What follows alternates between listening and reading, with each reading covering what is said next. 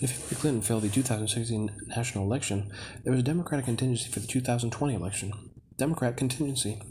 If Hillary Clinton failed to be the first female president of the United States, a U.S. presidential candidate in the 2016 election, between Trump and Biden, unfortunately, in the 2020 election, would be nationally elected and would elect Kamala Harris as vice president to ensure a female would become president by intentionally acting in a manner that violated his sworn oath in office, which would make him unable to complete his term and result in the election of Kamala Harris as the first female president.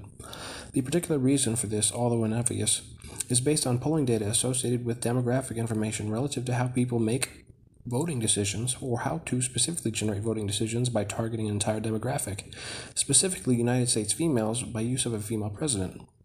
Kamala Harris is the 49th and current Vice President of the United States. If Biden is unsuccessful in completing his term, Harris would take his place as the first female president upon his failure to complete his term. Kamala Harris and her history and delegated duty.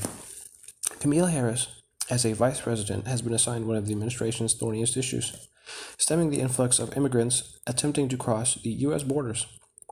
In the New York Times latest average, President Biden's favorability rating is 49% and his unfavorability, no rating, is 48%, negative a positive net of about 1%. That puts Harris' rating under Biden by negative 9%. Therefore, the contingency that if Hillary Clinton was not elected, a female president would be elected through Biden's election, through Biden selecting a female vice president, who would be elected as the president if he did not complete his term, was the Democrats' planned contingency if Hillary Clinton failed and did.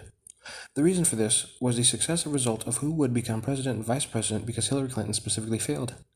The contingency was to make sure that Biden was elected to office as the 2021 president so that he would do such an awful job that the vice president would create a favorability rating. Voting in the United States.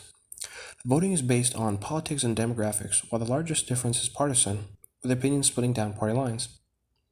Generally, Harris does better with women, African American voters, and college graduates. Opinions about Harris have changed. Routine nationwide polling on Harris began in late 2018, when it became clear she planned to run for president. A review of 208 polls conducted since shows she has become better known nationally and how views about her have changed over time. After becoming vice president, Harris was asked to lead the administration's response to the contentious issue of immigration. Her handling of the topic has been criticized as a result of her performance and her approval rating sinking a greater rate than Biden's thus far. Having been elected District Attorney of San Francisco, California Attorney General, and United States Senator, Harris' resume is the basis of consideration for evaluating her competency as vice president, to president eventually. The most important thing to consider in terms of what to expect in the future, related to what someone would do with a position of power, is to evaluate what they have done in prior positions of power. Vice President Harris was born in Oakland, California, to parents who immigrated from India and Jamaica. She graduated from Howard University and the University of California, Hastings College of Law. Her parents were activists, instilling Vice President Harris with a strong. They brought her to civil rights demonstrations and interest role models ranging from different Supreme Court justices such as Thurgood Marshall to civil rights leader Constance Motlett, whose work motivated her to become a law prosecutor.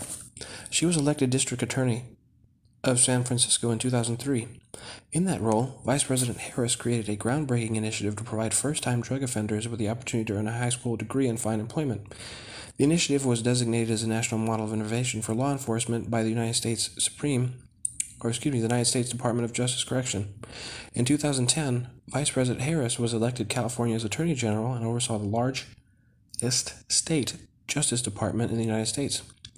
She established the state's first Bureau of Children's Justice and instituted several first-of-their-kind reforms that ensured greater transparency and accountability in the criminal justice system. The basis of election, generating a positive public opinion for use as a voter base. Voter population, demographic, and census data such as race, gender, political affiliation, etc.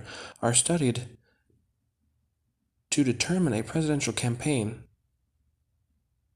and platform that target the largest demography of a voter base based on census data and a majority ideology.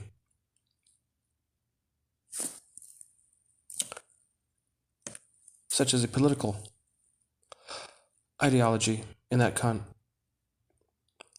Harris defended the Affordable Care Act in court, enforced environmental law, and was a national leader in the movement for marriage equality. In 2017, Vice President Harris was sworn into the United States Senate. In her first speech, she spoke on behalf of immigrants and refugees who were then under attack. As a member of the Senate Homeland Security and Government Affairs Committee, she fought for better protections for Dreamers or immigrants seeking to enter the United States, and called for better oversight of substandard conditions at immigrant detention facilities. On the Senate Committee on Intelligence, she worked with members of both parties to keep the American people safe from foreign threats and crafted bipartisan legislation to assist in securing American elections. She visited Iraq, Jordan, and Afghanistan to meet service members and assess the situation on the ground. She also served on the Senate Judiciary Committee. During her tenure on the committee, she participated in hearing for 2 Supreme Court nominees.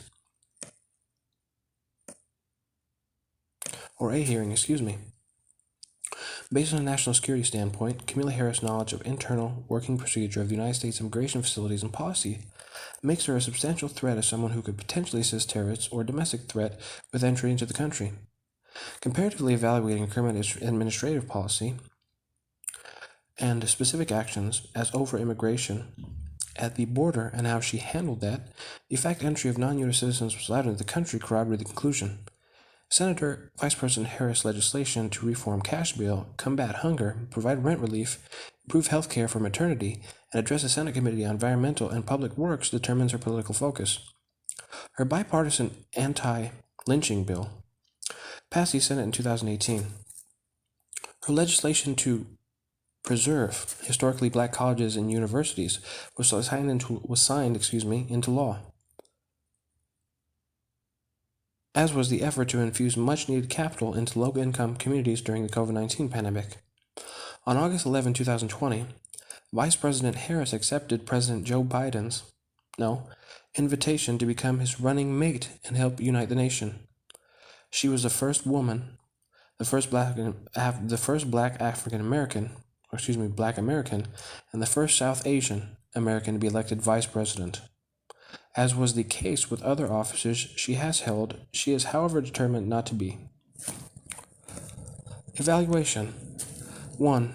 Because Joe Biden and Kamala Harris have done anything but unite the nation, it is obvious that their intentions are otherwise affecting the nation extremely negatively, and the basis for their campaign is not the same basis for their specific ideology.